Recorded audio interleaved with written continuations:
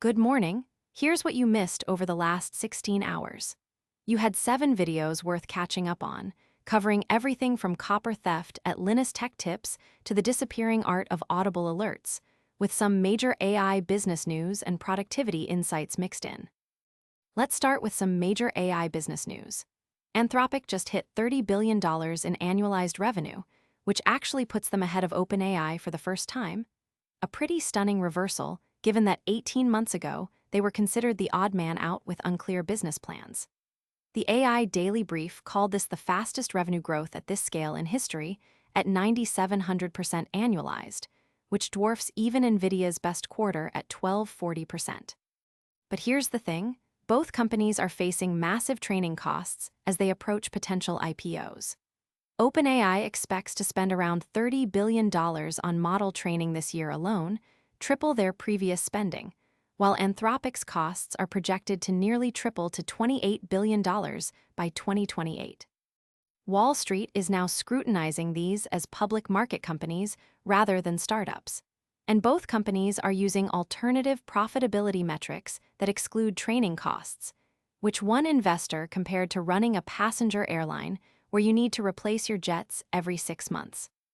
Meanwhile, there's a fascinating cultural phenomenon happening at Meta called token maxing, where employees compete on internal leaderboards to consume the most AI tokens, with ranks like Session Immortal and Token Legend. Jensen Huang said he'd be deeply alarmed if a $500,000 engineer wasn't using $250,000 in tokens annually, while Meta spends roughly 90 million tokens per developer daily. Some see this as productive competition, others as the tech equivalent of Chairman Mao's backyard steel furnaces, lots of activity that might not translate to real value. Speaking of AI transformation, Nate from AI News and Strategy Daily had a fascinating deep dive into how 3 major companies are experimenting with eliminating management layers using AI, and they're all hitting the same wall. He broke down management into 3 core functions that have existed for hundreds of years: information routing, sense-making, and accountability. The routing part, synthesizing information up and distributing it down, is basically solved by AI. But sense-making, which requires filtering signal from noise and understanding why delays happen, still needs years of business experience that AI can't replicate. And accountability, the long-term ownership that creates emotional attachment, remains fundamentally human. Nate walked through 3 real-world experiments. At Kimi, a Chinese AI company, they have 300 employees with zero hierarchy, 5 co-founders, each managing 50 direct reports, with AI agents handling all the routing. It produces extraordinary speed, but also casualties. People are literally crying in meetings, and 3 senior hires have left. Block is taking a different approach with directly responsible individuals who own cross-cutting problems for 90-day periods, preventing them from becoming permanent middle managers. Meta just compressed existing management into fewer roles with wider spans.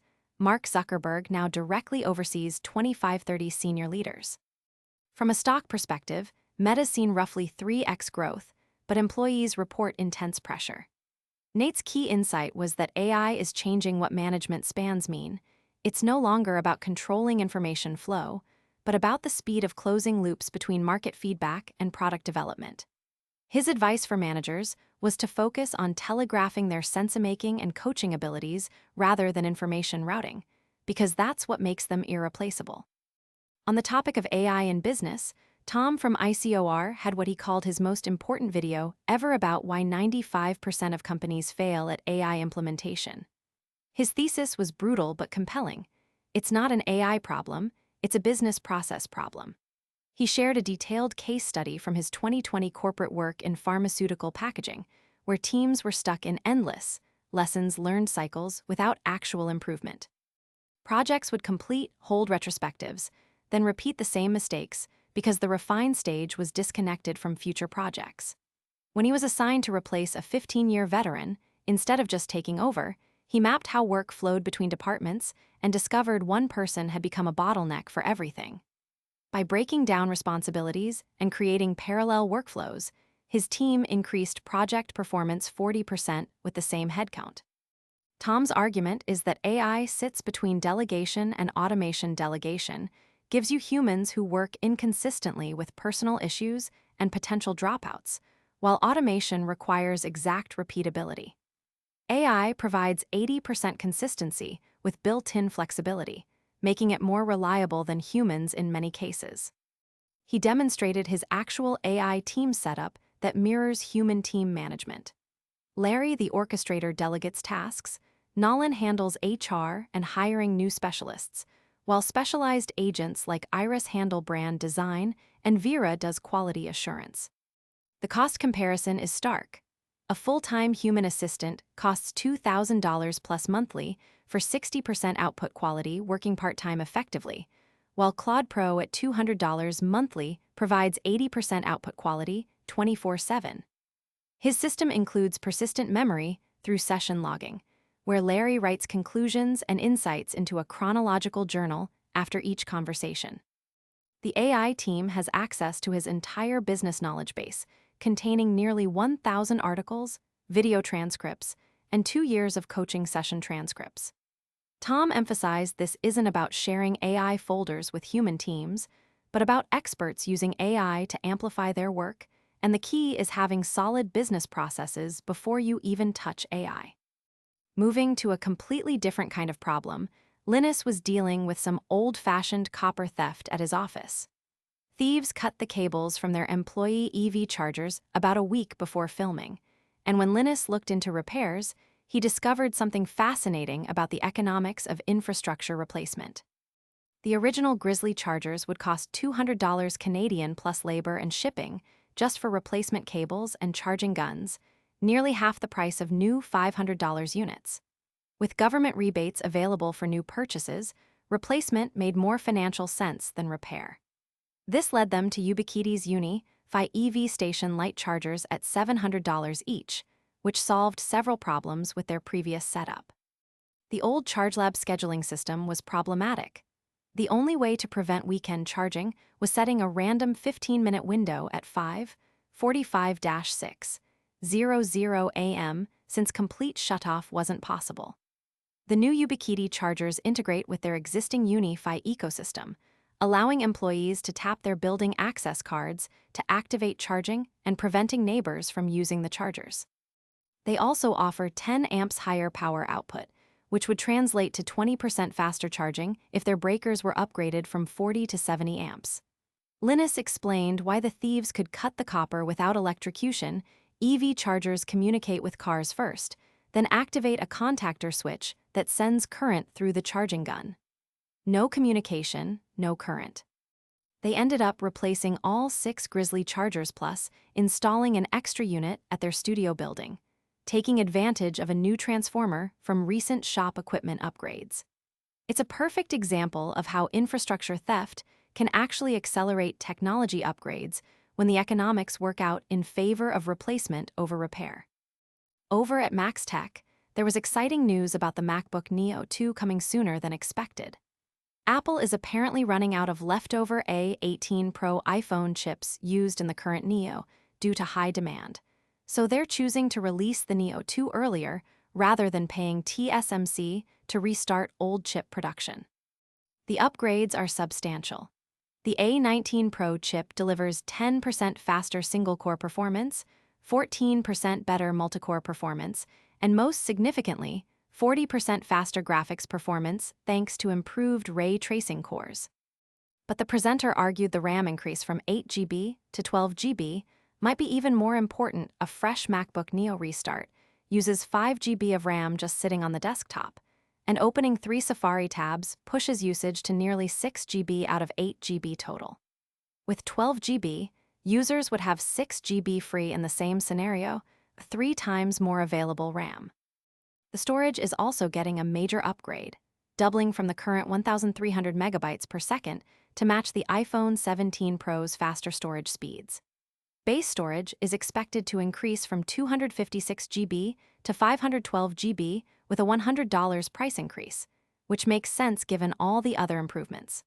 Charging speed should jump from the current 20-30 watts to 40 watts, matching the iPhone 17 Pro's capabilities.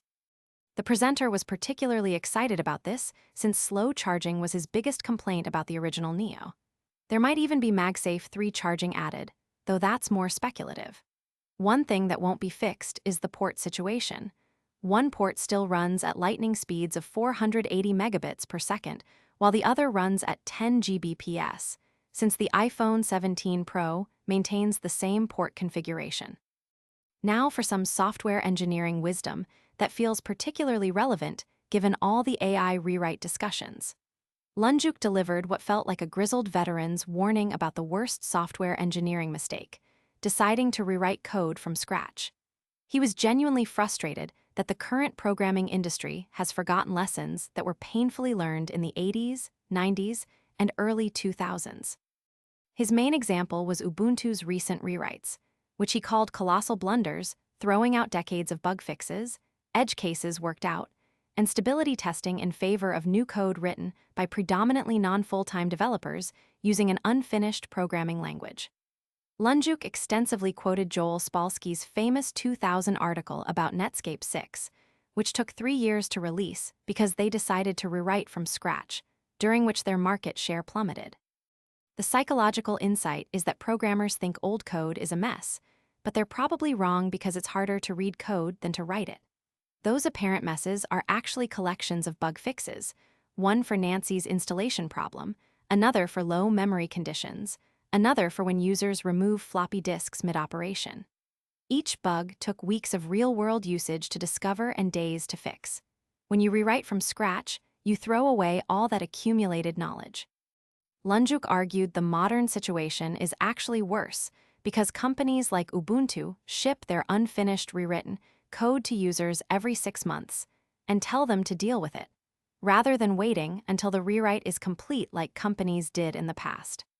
His advice, drawing from his own experience as an engineering manager, was that even talented engineers inevitably want to rewrite projects because existing code doesn't feel perfect. But management's job is to keep them working on proven, shipping, money-making code while allowing incremental improvements, but firmly rejecting complete rewrites. Finally, Technology Connections had a delightful exploration of the disappearing art of audible alerts, starting with an electronic railroad crossing bell that's essentially a PVC drain pipe spray painted silver with bug screening. Despite being critical safety infrastructure, it's made from hardware store parts, which delighted him. He traced how humans use sound patterns for communication beyond language, from simple door chimes to the standardized temporal 3-fire alarm signal, 3 beeps followed by silence, repeating at 1 beat per second. This pattern succeeded because it could be implemented by simply pulsing power to existing alarm systems rather than requiring new hardware. When carbon monoxide detection was added to homes, they needed temporal 4/4 rapid beeps with long pauses to distinguish between smoke and co-emergencies. He praised airline chimes as masterful sound, designed the bing-bongs for crew communication that are noticeable to those who need them, but unobtrusive to passengers. Through different pitch tones in various patterns, they convey different meanings like who is paging whom. This demonstrates what's possible with careful, intentional sound design. But he lamented that this art seems lost today, criticizing the false choice between silence and sound pollution. He advocates for a middle ground of well-designed, meaningful sounds, viewing audible notifications as accessibility tools since he has difficulty noticing vibration. His frustration peaked when discussing modern tech companies' poor sound design and user-hostile interface changes. He wants features like proper notification cooldown, periodic reminders for unread texts from important contacts, and better granular control over notification sounds, reasonable requests that modern smartphones should easily handle but don't. His broader point was about rejecting false binary choices in tech design, where companies present either annoying sounds or silence instead of allowing thoughtful user customization that works for individual needs while remaining considerate of others. That covers the major developments from your YouTube queue, from AI revenue battles and management experiments to infrastructure theft, laptop upgrades, software engineering wisdom, and the lost art of good sound design. Quite a mix of topics, but they all point to how technology choices have broader implications than we often consider.